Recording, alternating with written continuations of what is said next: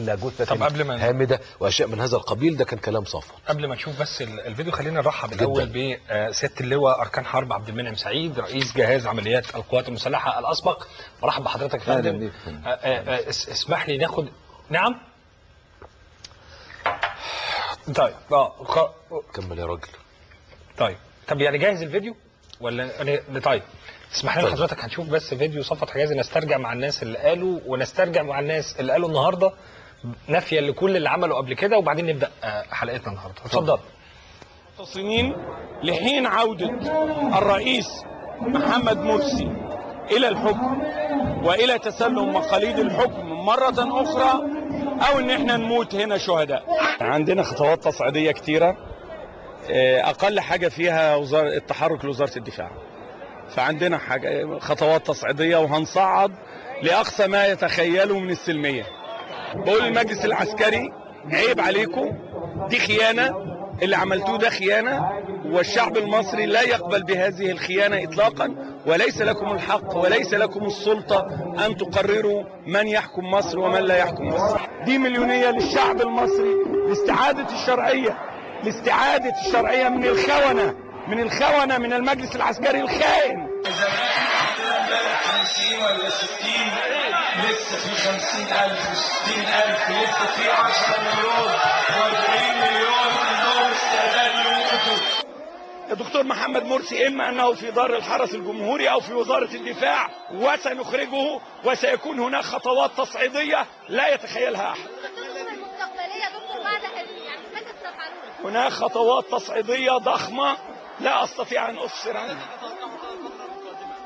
سيخرج الرئيس محمد مرسي ويعود إلى القصر ويكون هو رئيس الجمهورية إن شاء الله.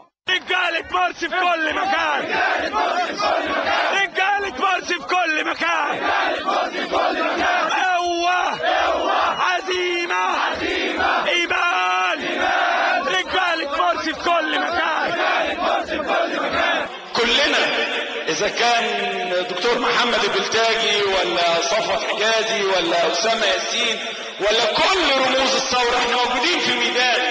احنا ما نروحش بيوتنا علشان عارفين ان اولا ما ينفعش ان احنا نسيبكم هنا ونروح احنا بيوتنا. ده صفوت حجازي في شهر 7 اللي هو الشهر اللي كان فيه معظم الأحداث اللي حصلت منذ 30 يونيو لحد النهارده.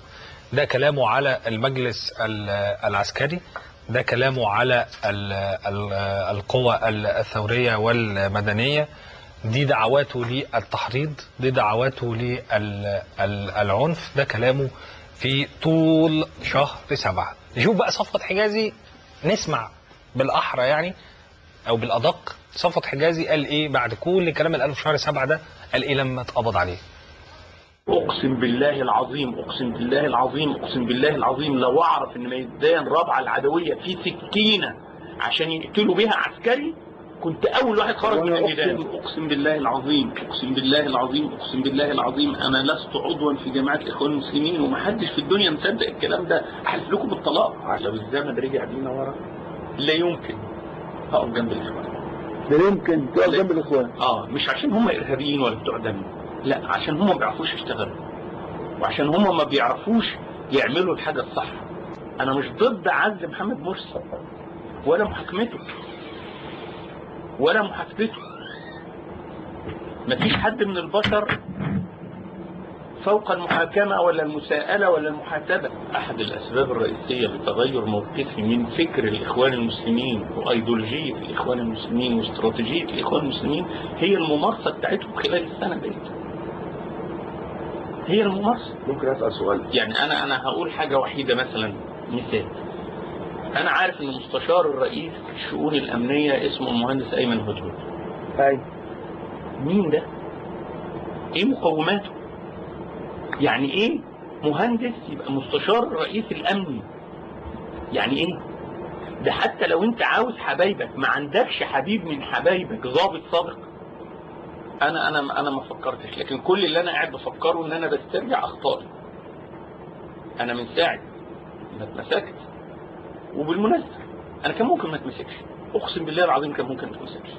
مش الشخص، انا ما بتكلمش على الشخص، انا بتكلم على منصب رئيس الجمهوريه المدني اللي انتخبناه، وقلت اللي هيرشوا بالميه هرشوا بالدم، ورجعت وقلت يا جماعه ده مثل في الفلكلور المصري هو مش حضراتكم عارفين المثل بيتضرب امتى؟ رجالة مرسي في كل مكان، رجالة مرسي في كل مكان، رجالة مرسي في كل مكان، رجالة مرسي في كل مكان، قوة عزيمة إيمان، رجالة مرسي في كل مكان، رجالة مرسي في كل مكان.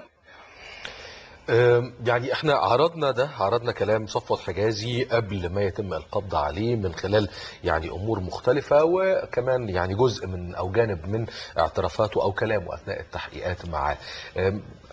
اكيد حضراتكم لاحظتم كم التناقض البشع ما بين مواقف صفوت حجازي قبل وبعد. الرجل يساند محمد مرسي الذي يراه لا يصلح، وانه كان يجب عزله ويجب محاكمته ومقاضاته، وانه كان بيجيب ناس ليست على قدر كافي من الكفاءة او تحمل اي مؤهل لها علاقة بالمنصب المطلوبة ليه والى اخره، ذهابا الى انه يعني هو كان مختلف مع جماعة الاخوان وانه ما كانش اخوان، وكل الكلام الفارغ اللي قاله صفوت حجازي جزء من كلام فارغ كتير الحقيقة اتحفنا بيه صفوت حجازي خلال المرة او الفترات اللي فاتت، هو وغيره الحقيقة لو صح التعبير من يسمون او ممكن اطلاق عليهم تسمية جنرالات العمل على الارض. بالمناسبة انه لما تلاقي واحد زي صفوت حجازي او واحد زي الدكتور مراد علي بيتجابوا وهم بيحاولوا يخرجوا بره مصر، لو انه ده ليه اشارة واحدة، فالاشارة هي انه الجماعة تلقت مجموعة من الضربات الموجعة المؤلمة شديدة الألم، لدرجة انه جنرالاتها او رجال العمل الجماهيري او الناس اللي كانت بتحرك الجموع بتاخد بعضها وبتهرب بره، نظرا لانها تعلم وتوقن انها في معركة خاسرة. واحنا في حديثنا عن فكرة المعركة الخاسرة والمعركة المنتصرة، خلونا